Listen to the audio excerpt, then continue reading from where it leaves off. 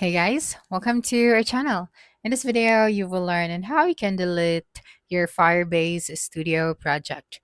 Alright, so first thing that you should do is you just have to open any of your web browser, and then using the search bar at the top, you just have to search for Firebase Studio.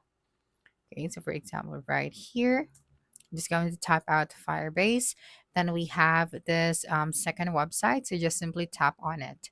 So if you don't have an account yet, you just have to create one. But since we're going to delete an existing project, of course, we already have our account or log into your Firebase Studio.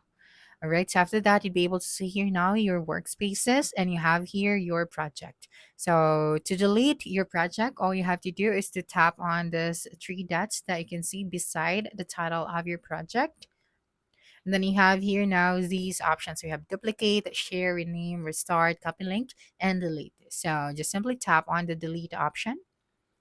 All right, so this action cannot be undone. So all you have to do here is to enter delete to confirm your action. After that, click on the delete option and just wait for a couple of seconds and you'll be able to see here now that the project that you have deleted has now been removed.